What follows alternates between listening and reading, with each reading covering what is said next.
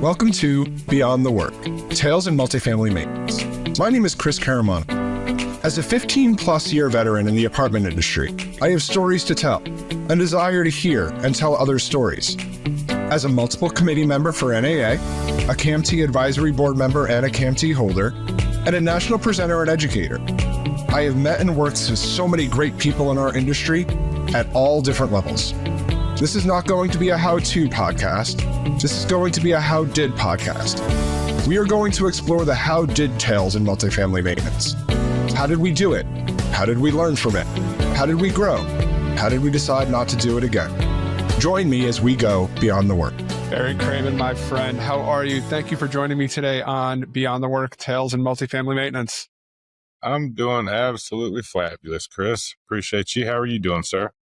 You know, it's quite hot up here in the Northeast. You are down in North Carolina, if I'm not mistaken. How's the weather down there in early July? We're just coming back from July 4th weekend, so.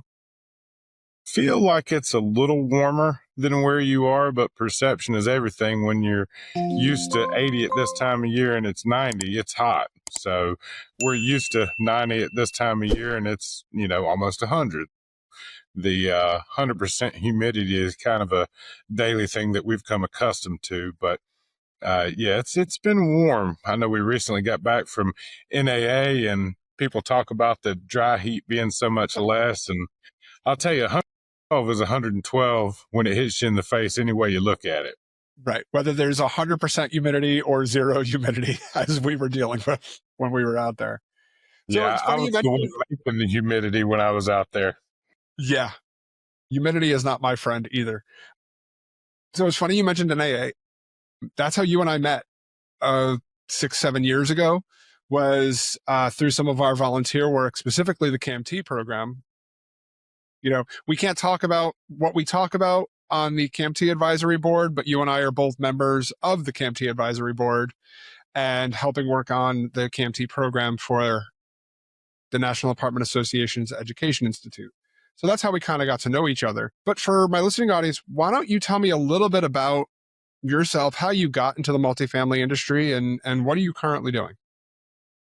Yeah, sure. Thanks. So, I started this wonderful journey. It was October 18th of 2000. I had, been building houses as a young man when I got out of high school and started doing remodeling and additions for myself, and had a couple of guys working for me, and I got had insurance on them, didn't have insurance on myself, and I got into a bad car wreck and had to move back in with mama for about a year because she's the only one that will do some of the things that I couldn't do, if that makes sense. Yeah. So after that, I decided to figure out something that would pay my insurance. And I had a uncle that had been in the multifamily industry, my uncle, James Craven. He had been a property manager for years and then went on to be a painter vendor in the multifamily industry. And that's where he did most of his hard work throughout the years. But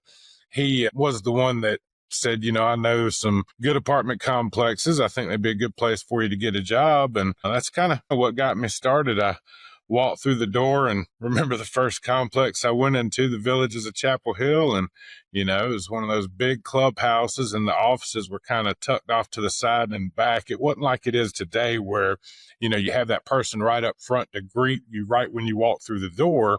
Back in the day, it was almost you had to go into this huge clubhouse and then figure out where you were supposed to go. But I saw this gentleman by the name of Cody over to the left, and he asked me what I was there for. And I told him I was looking for a job. And deeper in the same corridor, I heard from a room further back, and this was said a little bit less polite, but it was, heck yes, sign his butt up. But heck and butt were not the terms used. And that was the first opportunity I had to meet a property manager in the multifamily industry. And I said, I believe I can get along here. Hold on, my friend. So you just walked into a community that your uncle told you about and said, I'm looking for a job. Correct. Did I catch that correctly? No 100%. resume, no, didn't have to know somebody. I mean, you did know somebody, but you just kind of walked through the door. God, I wish all of our talent issues were solved using The that good model. old days, Chris. The If good old people days. the good old days, right, which is only 25 years ago, by the way. It's actually in the 2000s that this actually happened. This did not happen in the 60s and 70s. This did not happen in the night. This happened in the year 2000. So you have been working for the same company for 25 years, or have you bounced around? No, I'm one of those rare unicorns, Chris. The company has changed names and had a bit of a evolution. There was a time in 2008 that we were bought by a company who I will not say their name. It was a good 4 years for learning. I think that's what we'll say. That was my first opportunity with the company to become a regional service manager when we essentially took over 37 properties overnight. Whereas a company, we had been one that was used to growing, one or two properties here or there, maybe three or four throughout the year. We were bought by a company because of how we did business and essentially said, now you're going to run these 37 properties between Houston and Dallas. So bit of a learning curve there. But whenever that opportunity came along, it's kind of one of those things where they don't come along often, especially for somebody that's not been in a regional role. So when it did, it was one of those just, jump out the window and build your wings as you're falling type experiences. But yeah, it's been a ride. Yeah, I think that's interesting. And a lot of maintenance professionals don't have that luxury, if you will, to learn on the fly, right? When it comes to advancement, everybody comes in the door and says, I want to be promoted. I want to, I want to grow. I want to be you. I'm sure you've had team members say it to you. I know I've had team members say it to me, like, how do I become you, Barry? Or how do I become you, Chris? And, it's a lot of times my response is, a little bit more, let's say mine is a little bit more northern of an expression than yours. I wouldn't necessarily use your expression of jumping out the window and build the wings on the way down. Mine's a little bit racier, even for my own podcast. So how do you explain to somebody that comes to you, team members that come to you and say, how do I become you? How do I become a regional, or how do I move up in my role? What kind of conversations do you have? Well, it's interesting because a lot of times you do have those people that come up to you and ask that question, but then you've got those team members that show that that's what they want. And there's a big difference between the lip service, right? Now, if somebody's coming to me new to the company, new to a position, or really just wanting to have a real conversation about how do I grow? How do I make it to that next level? I'm all about having real conversations. The one thing I love about my company, one of many things, is we have a property manager in training program and a service manager in training program. So anybody that has shown that they've got that initiative and are doing the right things by the company, by the position that they hold, and are showing that initiative to want to grow, then they've earned the opportunity to enter that program. Our program, it's a 1 day a month commitment for 12 months. It's not a fly by the seat of the pants. It's kind of like a, CAM-T, but much more position focused and company focused, if that makes sense. So, a lot narrower microscope on certain policy procedure type things, but they go through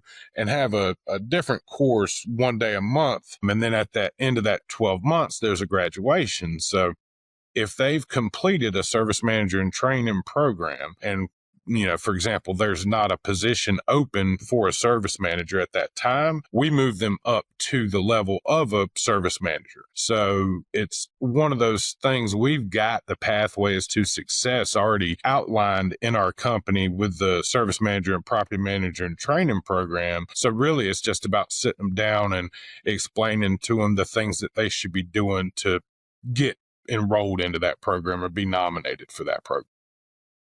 So I think that's it's a great topic. Without giving away your secret sauce, if you will, of your training program, what are some of the things that you look for in maintenance professionals that want to advance? And that can be from a porter to a technician. It could be a technician to a maintenance supervisor or a service manager, or even on the rare occasion where you may have a regional role come up. What are some of the things that you specifically are looking for that listeners or other maintenance professionals like us can work with their teams on to get them ready for that next level? I feel like attitude is the absolute biggest criteria that I look for in an individual coming into my company. I will say you mentioned, without sharing the secret sauce. I don't mind sharing the secret sauce, Chris. I think that, who I'm training today might be your person tomorrow, but who you're training today might be my person tomorrow, right? I think that's a lot to do with why I focus not just on internal company training, but also focus on trying to, be somebody that really works on the training of the industry as a whole. And that's why I've gravitated to that CAMT advisory group role. But I've also, like you, done some facilitating and am striving to start doing some CPO and CAMT and EPA facilitating as well, just to help bring a better service person into the industry and help keep better service people in the industry. When it comes to the criteria that I'm looking for, it's really about that attitude. If you're happy, being happy is free, Chris. It doesn't cost a dime, but being not happy can get real expensive real quick, depending on the scenario. And nobody's perfect. I'm not looking for somebody that knows everything, because I've never met anybody that did. Almost everybody that I've met that thought they did was usually a short-lived person in our organization. I mentioned earlier about saying it versus showing it. The people that want to advance to that next level, they don't need to ask what are the steps, because they're already taking them. Yeah. Yeah. And I have found the same thing, is that I have some great high potential team members that I get to work with, both on the regional level and at the site level. And for me, it's one about attitude, but I think more than that, it's showing me that you're ready, right? Is taking the initiative. For me, it's more, I think it's initiative than attitude, but I agree with you 100% on attitude, is not having to be asked to do something. When I look for volunteers, that they're the first ones to raise their hand for whatever it is, whether it's to get on a plane to go help do a due diligence, or to pick up garbage because we have a special event tomorrow and, I need an all hands on deck. So And for they're me, also, it's much more initiative than attitude, but yeah, they come hand in hand. I feel they do. And I agree with you. The initiative, I feel like when you have the right attitude, part of that is being solution driven. Finding out the answers instead of just asking the questions to yourself before you go ask them to others, right? And before questions get to me, what other things did you do to try to come up with a solution, or, game plan on a repair? What steps have you taken? I think initiative goes a long way, and attitude and initiative tie hand in hand, because you've seen the people with the poor attitudes, and they're the ones that you're having to grab by the hand and walk them to the piece of trash and show them, this is what I meant, pick it up. Those are not the people I operate with too long. I'll pick the trash up myself if they don't, kind of get the gist of it when they see me over there picking up trash. That's kind of a light bulb to me. Yeah. Yeah, but initiative is huge. I agree with you there. So let's change gears a little bit, kind of in the same vein, but you have this training program for your service managers. We talked a little bit about attitude and initiative, but at the end of the day, maintenance is not always a solo sport, right? It's not golf. Sometimes it's football. Sometimes it's about the team. And you're only as good as your weakest team member, no matter what sport you're playing or what property you're at. And your team could be at a single site. It could be in a region. For some of us, it's actually a state or a city. I have on-site teams. I have regional teams. I have statewide teams. I know you have the same thing. So let's talk a little bit about team building. Can you give me a story or a time where there was a breakdown in communication or a breakdown in a team, and maybe how did you work through it and get out of it? Because I think it happens more often than people like to share.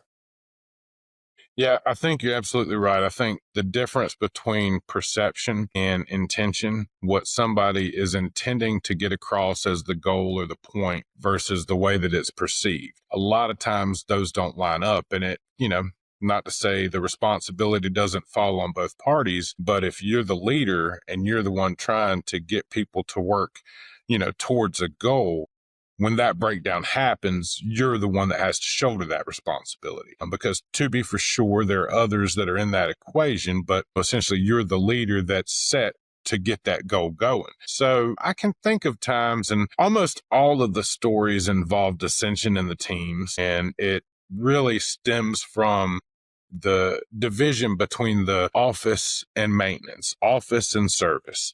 My company, we don't have maintenance techs, we have service techs. We don't have, maintenance supervisors, we've got service managers. It is kind of wordsmithing, but we feel like we do a lot more than just maintain our properties. We provide a service, but the service that we provide is focused at the one big overall goal. So while we may be, the service, we're still part of the same big team. And what I find oftentimes is the issues lie in the differences between the office and the service teams. And I think spending time on site and really listening and seeing what's going on helps you identify where that dissension lies. I mean, a lot of times it's not because people, are wanting to start trouble. They don't even realize it. But unfortunately, we're dealing with human nature, and human nature, you've got all these types of emotions. We all know about them. And it's not just professional, it's personal. You've got things that people are dealing with in their personal relationships, in their personal family life, in their physical health. A lot of things play into this. Well, when you've got those team members on that property that are, I guess Debbie Downer is a good term to use. Yes. Attitude to me is something that is infectious, and it goes both ways, good or bad. If you come into a room with a negative attitude, the people in that room are going to pick up on that, and they're going to start taking a little bit of that. You've seen me come into a room, Chris. I'm the opposite of the negative attitude, right? Yeah. There's no reason not to smile. Happy is free. And I find that a lot of times it's really that, and even if it's not intentional, that one person, even without knowing it, being that Debbie Downer, that starts to cause the dissension. And then it goes from one person to another person to another person. And then you've got the office against the service. And that just doesn't work. That doesn't work in a team environment. So you've got to identify the players that either intentionally or not intentionally are being part of that Debbie Downer syndrome. And I've been to sites where I pull up and employees are standing there when I get there, group of service guys, and, I go over to them. Good morning, gentlemen. How's everything going? And before two of the three can even say anything, one guy just wants to jump over everything that is wrong with this company, with what he's being asked to do. It's like a cancer. You can't just sit there and allow it to happen.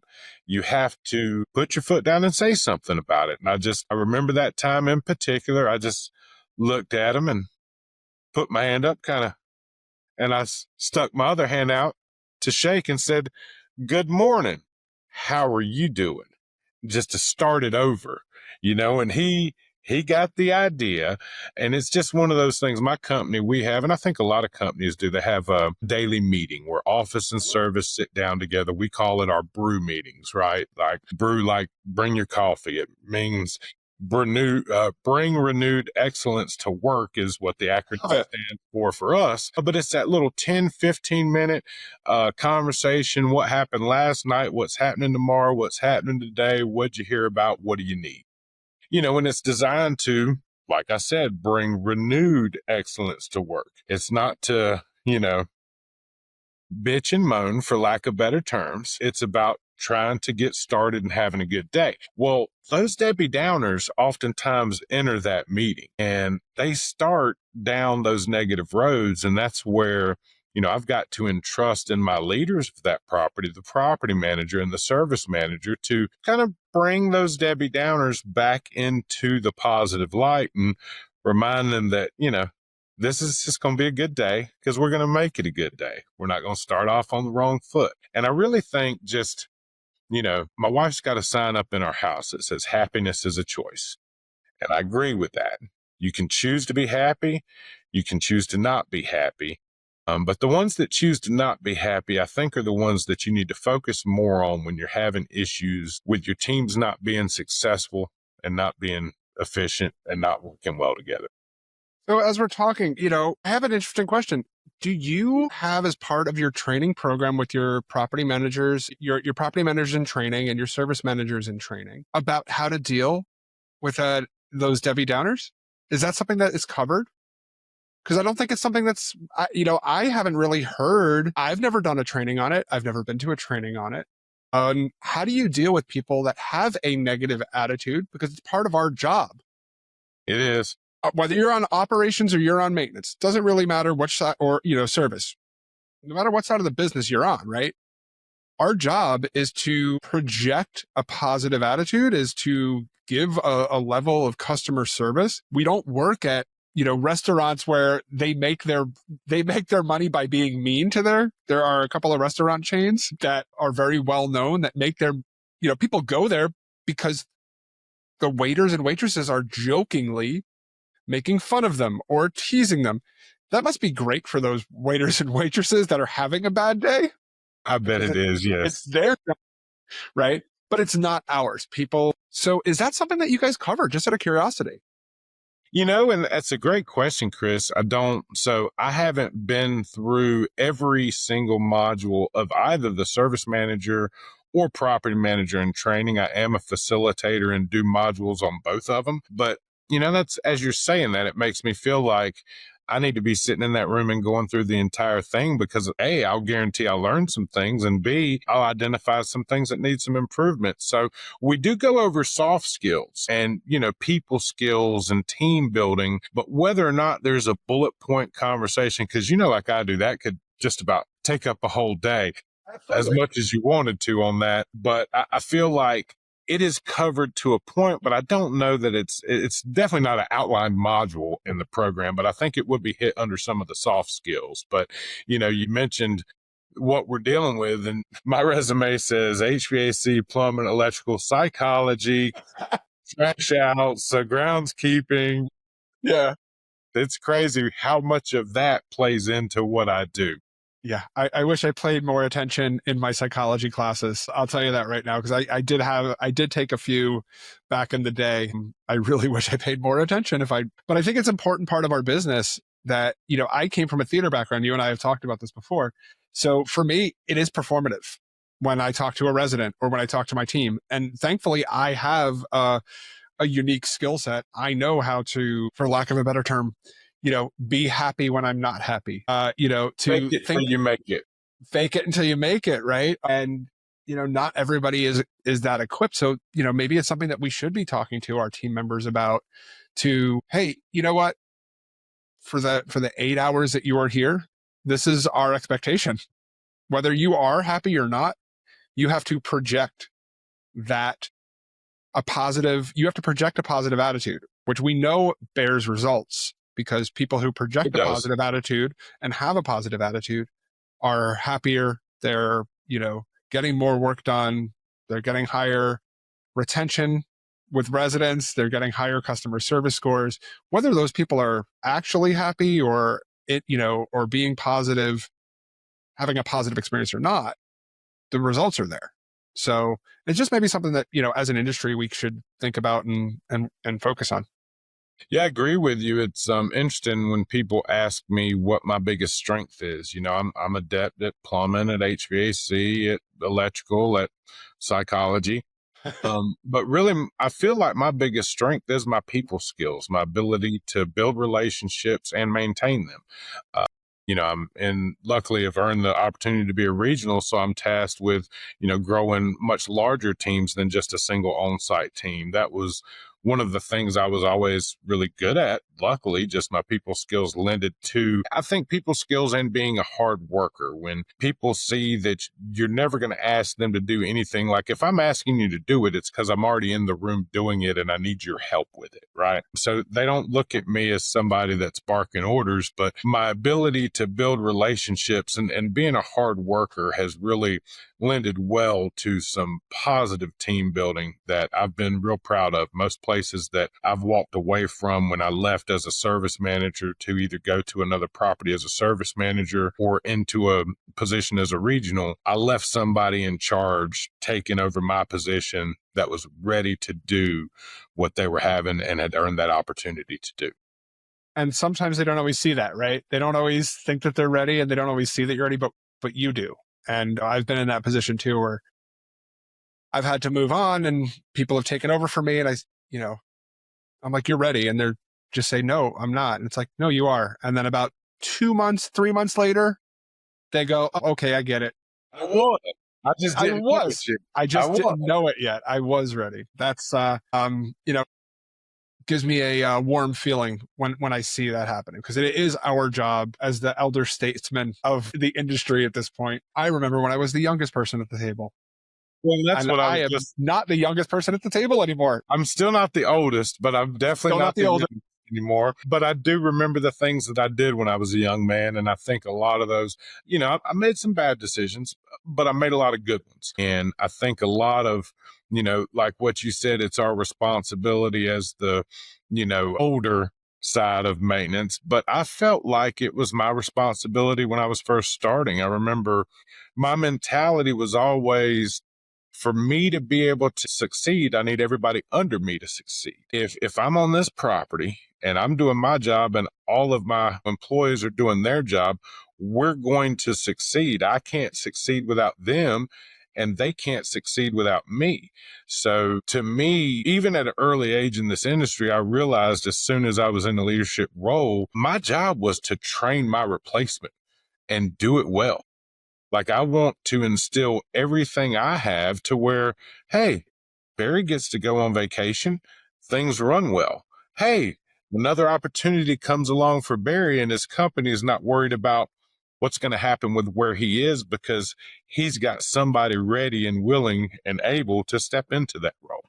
So I think that goes a long way. Years ago, and you know this quite well. A couple of years ago, I fell off a ladder and broke my foot. And thankfully, I had some really strong regionals that were able to both literally and figuratively carry me for a couple months where I couldn't walk. I mean, I literally couldn't. And that was a really good feeling too, because our jobs are much more than just sitting behind the computer and being on meetings. Now I know some days, but they are more than that. They are being on site. They are, coming up with a solution. My favorite things is when everybody has been looking at a problem and nobody has an answer, and I'm able to walk in the room. And I know you've been there, that you've walked in the room, and after 3 or 4 minutes, maybe less, you've come up with the solution. You know what the problem is, you know how to fix it. And then everybody just kind of looks at you and like, it's just, I just knew, so part of our job is being there, right? 100%. I tell you, we're lucky with the, era of technology that we're in.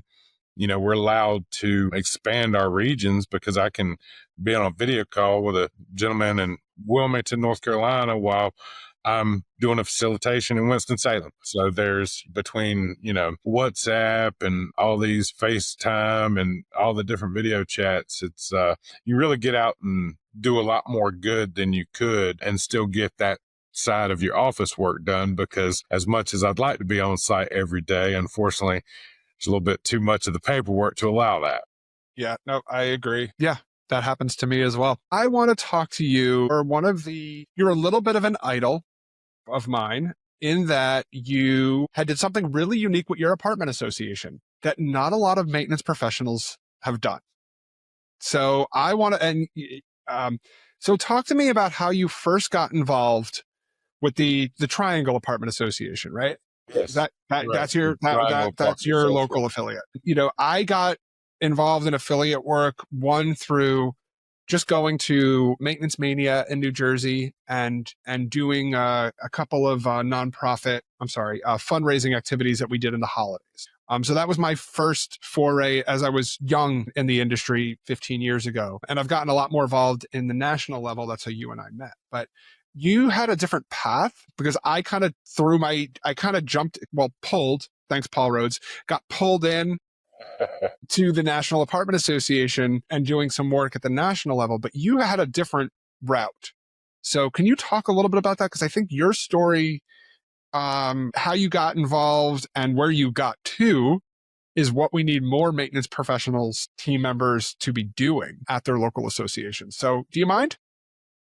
No, I'd be honored, Chris. And I will start by saying, a bit of an idol for you. I've been looking up to you since I met you, sir. So that was very interesting words. I don't know that I was prepared for those, but thank you very much. So, I was very fortunate when I got back from Texas. I'd mentioned going out to Texas, going with my company to become a regional for the first time when we took over those 37 properties. When my original owners realized what that company that had bought us was kind of throwing us into, we rode the wave for about 4 years, and then they bought themselves back out of that company. And that's when we formed the name Ginkgo Residential. I've been working essentially for the same people. There's been some changes here and there at the top, but a lot of the same people that I've been working for the same 25 years. So whenever that happened and I came back to North Carolina, I had a couple of stops at other properties, one in Raleigh, one in Durham, and then a portfolio of ginkgos at the time was being purchased by Fairfield. And I was right at that cusp of the property I was the service manager on was being sold. And one of my big bosses, Philip Foley, who's been, I've been taking care of him for years. He's been taking care of me for years. He knew that, this was going down with a Fairfield merger. So he said, I've got the perfect spot for you. I've got a service manager, this one property we're needing to transfer. I think it was to South Carolina to be with some family. So I've got a perfect property for you. And it was the Asheboro Apartments in Cary, North Carolina. And Chris, this was the nicest property I'd ever had the opportunity to work on. So when he says, I've got a good one for you, I didn't know what he meant, because I've always been on that C plus B minus, good one. Yeah. Year-old type properties. He says good one, and I'm like, hey, if it's a job, if it pays the bills, it's a good one. Thanks, boss. Yeah. But I go over to this and it's an A plus. It's 10 years old and just in immaculate shape. And you can normally go onto a property and with a decent exterior drive of the property, know what type of team you have, at least on the service side of things. When I pulled in here, Chris, I was like, this makes no sense. Like, why is he sending me somewhere easy? Right. But finding out, hindsight, it was a beautiful property. It did have some challenges, but it was a tough owner that we were managing for, and he needed to go get her there. But I had the pleasure of meeting Miss Julie Chu, who was the property manager at that time. And, she's very much like me in terms of she does her stuff very well, takes care of her business, does her own hiring and her own firing. So whenever the director of operations and projects calls and says, hey, I have a service manager, she was somewhat skeptical, and she met me and I tell you, Chris, I've never jived with any one person in that property manager, service manager relationship like I did with Julie Chu. And lucky for me, she was a very smart cookie and understood the value of the association world. I think at the time that I started working for her, I think she was the vice president of the TAA. My company has a long history of supporting association involvement. I'm the fourth president that we've had at the TA just from my company. So that's pretty big. You don't have a lot of, little companies like Ginkgo. We own, it's right around 7,600 units, right? That's not big on the gray star scheme of things. So to have in the 40 years that association has been around, 4 of their presidents to be from, Ginkgo or what it used to be is pretty strong. So she understood the value of not just the office, but anybody that was in the industry getting involved in the local association. So she drove me to do that. She had me go take my CAMT, and she said, we've got an education scholarship and I want you to apply for the scholarship and see if you get it. And I did, and I earned the scholarship. So actually TAA paid for me to get my CAMT certification. And one of the things that Suzanne Pratt asked me whenever I got my scholarship and I got my CAMT, she says, okay, so now what are you going to do to pay back what the TAA invested into you. And I said, well, ma'am, I don't know, but I do know I'm going to find out. So I asked Julie, I said, what does she mean by that? Right? Because I was a little taken aback. I wasn't really prepared for the statement. I was going in for a hug, and she's giving me all right, now it's time to put up or shut up, buddy. We just invested into your education. What are you going to do? And I asked Julie, and she said she just wants you to get involved. Do more than just show up to the trade show and the CPO class.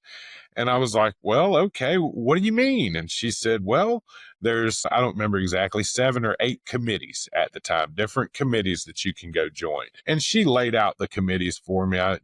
Public relations, government affairs, trade show or special events committee. And for whatever reason, membership resonated with me. Just that, the people skills side of things, I felt like that would be a good place for me to land. So I started attending committee meetings for a membership committee at TAA, and was probably on my maybe 5th or 6th meeting when one of the 2 co-chairs ended up leaving the area.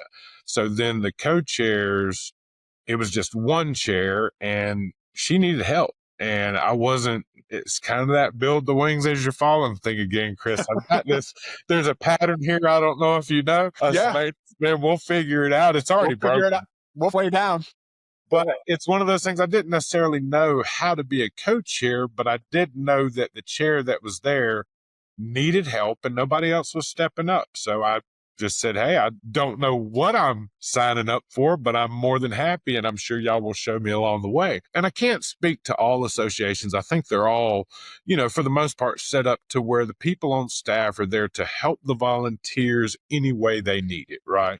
But I really feel honored to have been from TA's world because they've got, in my opinion, and it's definitely partial, but one of the best association staffs in the country, not just the state. Nothing against any of the other ones. I've done a lot of things around all of them, but TA hands down has their stuff better organized and are set up to support their members and their volunteers better than most small local affiliates in the country. So that being said, when I got involved with the membership committee, it was at a time that there wasn't really strong staff liaison presence. And there was a few years there where before I had really gotten into the co-chair role, a couple years where there was a person that was in that position for 6 months, and then there had been a person for years, and then there was that 4 or 5 year lull where they put 2 or 3 different people in there and just never found that right person. Well, that was during the time that I became co-chair, and it wasn't long after I was co-chair that I became chair, because my co-chair did the same thing the other one had done and she actually came to work for the association. So as an association employee, you can't also be a volunteer committee co-chair. So, just crazy how that works. But it was during the time that we did not have really great liaison presence. So we had other, people from staff that weren't supposed to be the membership liaison doing double and triple duty. Which, not to say they didn't do a great job, but the fact that we were able to get in and grow membership at that time more than it had been done in the last 10 years, I felt really good about that. And through that process, I kind of learned that, it's easy to grow your membership, but what do you do to retain your membership? Because we started realizing that we've got, some of the same numbers, like we get 50 in, but we have 50 go out. So, just through that learning process, I realized that there was more than just membership, and I was really good and really active on that side of things. And then I started attending some of the government affairs side of things. So there's, the lobby days. I'm sure your state has something that y'all do on a state level every year where all the local affiliates go and, go lobby on behalf of their state affiliate. Same thing that we have in North Carolina. So started getting involved with that, and then really realizing, man, I've liked this a lot more than just turning riches and fixing toilets. And it just grew from there. So during that process, I had somebody tap me on the shoulder that said, Barry, I think you'd be a good person to apply for the board. And I'm kind of back in that co-chair conversation again. I'm like, I don't know what you're talking about. I'm not sure what that means. But I'll figure it out on the way down. Yeah, I got some more wings to build, I guess, right?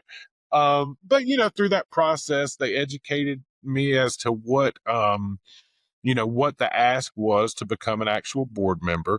And I felt like it was something that I could commit to. I spoke to my company and they were certainly willing to support my journey there. So whenever they did, I started to apply for the board. Took 3 tries, Chris. I don't know who it was that tapped me on my shoulder, but they weren't the only one in charge of voting. The first year, I did not earn the opportunity, but it was a great learning experience. The second year, essentially the same thing, but third time's the charm. So they kind of said, well, this fella's not going away. We're either going to tell him we don't want him for anything or we're going to have to let him on. And then I got the opportunity to become a board member.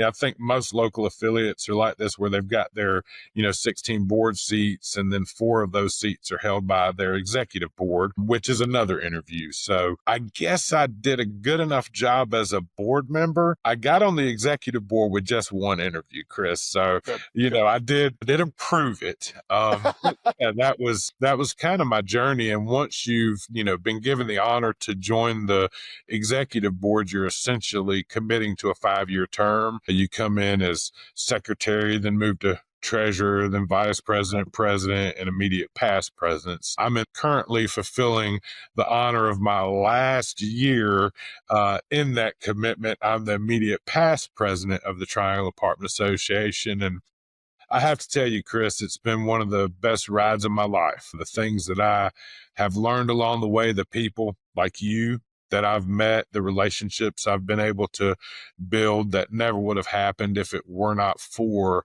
that association piece. The first NAA I ever attended was in San Francisco in 2016. I was one of the 3 grand prize winners of apartments.com giveaway. I won a $33,000 trip to Paris, France. I love apartments.com. And I love my associations, but it's not just because of the freebies. It's because they're the ones that protect what we do. This is essentially all I know how to do for a living, Chris. If there's an entity out there that is helping fight that political fight to help, the people like COVID, for example, the people that took advantages of all of the things that were put into place to help people that needed it. And how many years after COVID was over, abusers just still riding it. Your associations, your local, your state, your nationals, those are the ones that fight that fight for you. Why would you not be the one helping them? They're the ones helping you. And I've talked about volunteerism before, and there is something very positive about volunteering, whether it is with your local affiliate or your national affiliate, or even just your local church or your local fire department or your local town government. I'm on my town's planning board, and I got involved for no other reason than I thought it was a way for me to give back to the town that I live in, to use the skills that I have to do some good for the town that I live in. And at the same time, I got to learn all of these things about zoning and planning that I'm not exposed to in my job. But now, if I'm in positions with developers, which I am quite often, or new deals or permitting that's needed, I now have this whole other toolbox, all because I said I want to volunteer in my local township. Same thing with the associations. Once I started volunteering with the National Apartment Association, I got to meet amazing people that I could literally pick up a phone and they could be on the other side of the country and ask them a question or bounce an idea off of. I'm no longer limited by my immediate sphere of influence, both at my organization or in my area. So those are some of the benefits that I've had by doing volunteer work, and more maintenance professionals need to help. Because there'll be a lot less Debbie Downers when they get to see a little bit more about how the sausage is made. Nice. Not only see how the sausage is made, but actually help to make it better from the inside. Instead of complaining about the issues at your organization or the issues with this industry or the industry's issues with your state, you can actually exact change. You and I have done that. And many of our friends have done that too, but we need more and more maintenance professionals to be able to do that. And the only way to do it is actually do it from the inside. And because if you're just standing outside and saying, this is awful, this sucks, this is never going to get any better, cool. You're not doing anything. What's that saying? Be the change that you want to see, I think. And that's a bold statement, but it's as straightforward and matter of fact. I mean, you can say it or you can do it. And I'll say, not just through the association, but with my company, anytime I've had the opportunity, and this is one I regret, I'm ashamed of more than anything, that the only time I go and volunteer somewhere is either through my company or through my local affiliate or not, state or national affiliate. But I never take the time off of Berry's weekend and go do something unless it's for one of those entities. But anytime that I've had that opportunity, I feel like a better human being on the other side of it, Chris. And I know I did good. I know, the hard work I put in that day, whatever it was, went to something to help somebody that couldn't. I've had the opportunity, Ginkgo, about the last year and a half, 2 years ago, we developed a committee called the Ginkgo Gives Back program or committee. And this is where Ginkgo has allowed every employee in the company to get, it's either 16 or 24. It's either 2 volunteer days or 3 volunteer days a year to be used, at any of the Ginkgo Gives Back events. And we do many different things where, one example, during Black History Month, we supported Black-owned businesses and had drives at our properties to where people that we had made relationships with that were Black-owned businesses could come to our property, set up, and we had a big fair for them. We have supported the Raleigh Rescue Mission, where we go and purchase, provide, and give out meals. Through the TAA, I've gone to the food banks and been able to sort some of the biggest sweet potatoes I've ever seen in my life. Did you know that there's sweet potatoes bigger than your head, Chris? There really are.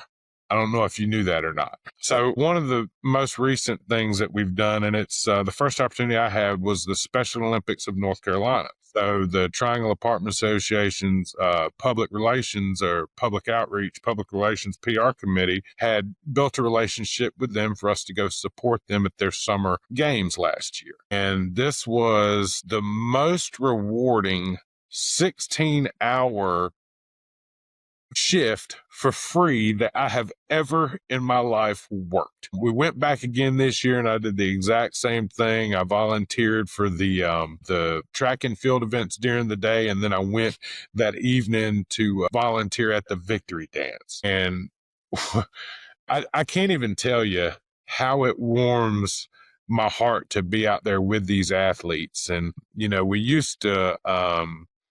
we used to have different mentalities about people with special abilities. Just me spending time with them has changed my perception, or any kind of negative thing I had in my mind about any piece of somebody in Special Olympics. These are phenomenal people. We're out there running races, and I'm out there like flexing with some of these guys, getting them pumped up. We're out there doing dances in between, events, and just it's so rewarding, such a great feeling. At the victory dance, I'm just like the hype man as they're coming in the door, Chris. They're all coming from getting their, clothes changed. They're dressed to the nines, and I'm talking them up. And there's this one little girl, I don't know her name. She was probably 12, 13. And she had Down syndrome. She was dressed in her best dress. And I just looked at her. I was like, you are ready to party. And I've never felt passion like I had when this little girl looked at me and said, I'm ready to turn up. It's just, you sleep good at night after those volunteer opportunities. It's a lot of work, but gosh, is it gratifying. Yeah. And it could be as simple. My organization does something very similar. We have 8 hours that every team member can use to give back to their community, do special events that we run. Or, I had one of my team members does a lot of volunteer work with his fire department. and they have a big event every year, and it's an all-day event. And that's what he uses his 8 hours for. It's how he gives back to, his community and the communities that he's in. I have a special place in my heart for Special Olympics. I worked very closely with Challenger Little League for many, many, many years growing up. And my niece actually has Down syndrome as well. So she's also, my brother is very good about sending me photos when she's running in local races and being involved in that. So that also has a special place in my heart. So thank you for sharing that, because those are the kind of things that go beyond the work, for lack of a better term, right? It's who we are as people, but it's work, but it's not work. And it goes what we do on a regular basis. And we should be encouraging more of our team members to share those stories and be more involved in those things, because there is benefits. It's not just volunteering. 100% it is. Yeah. And the Ginkgo gives back with the, the way that we do it is we'll target different events in each region. So like if we're doing a Habitat for Humanity build, we'll get everybody together, from that region and go do a Habitat for Humanity build house. And, a lot of times, the regional teams are kind of your team leaders, right? So I'm calling around, seeing how my registration is going, making sure I got my numbers up. And, I need, say, 15 people for this, and I've only got 11. And I'm having to call and volunteer a couple people, guess what you're doing, this day, this time. But on the back side of it, the amount of employees that come to me and say, Barry, thank you for pushing me to do that. Yes. It just reminds me how I was that first time I had that opportunity and really didn't know what I was getting into, was just going to do what somebody else told me to. But yeah, I think a lot of your employees, it's great to have a company that's willing to support their employees taking the time to do that. And for the employees that wouldn't have ever had that opportunity without a company pushing them to do it, I think they learn a lot more about themselves and just overall become human beings because of it, better human beings. Absolutely. So Barry, thank you so much for joining me today on Beyond the Work, and really for sharing your passion for this industry, for everything that you've done both for your company, for your local affiliate, your state, and even the national. It was a really great to talk to you in this kind of format and not in those very quick 3-time-a-year meetings that we actually get to see and spend time with each other. I feel like I got to know you, and more people are going to get to know, how great you are. How can people reach out to you if they have any questions or, want to pick your brain? Well, I will say I stay at least 2 weeks behind on my email. I'm one of those rarities where I do not social media. I don't. The only reason, if anybody's looking for me on Facebook, you might see me. The only reason I ever created an account was during COVID. I had to attend a funeral, and it was the only way I could attend it. It's the only reason I have a Facebook account. But, they could reach me by my email address. It's my first name. It's a tough one, Chris. You're probably going to have to drop it in the link. But barry.craven@ginkgomail.com. Ginkgo's a tough one. Good luck with it. I will definitely drop your contact information. But Barry, my friend, thank you so much for doing this and joining me today on Beyond the Work, Tales in Multifamily Maintenance. And really appreciate your time. Chris, it's absolutely my pleasure. It was an honor. Thank you, sir. Thank you for joining me for this episode. No matter how long you've been in our industry or what position you have at your company or your community, everyone has a maintenance story to tell. Go to www.multifamilymedianetwork.com and leave me a voice message or share your information, and we can tell your tale together on a future episode. Please check out our sponsors and like, subscribe, and follow to this podcast or video, and join the Multifamily Media News Network newsletter for upcoming shows and blogs from me and the other great hosts on our network. Our stories all connect us. See you for the next chapter.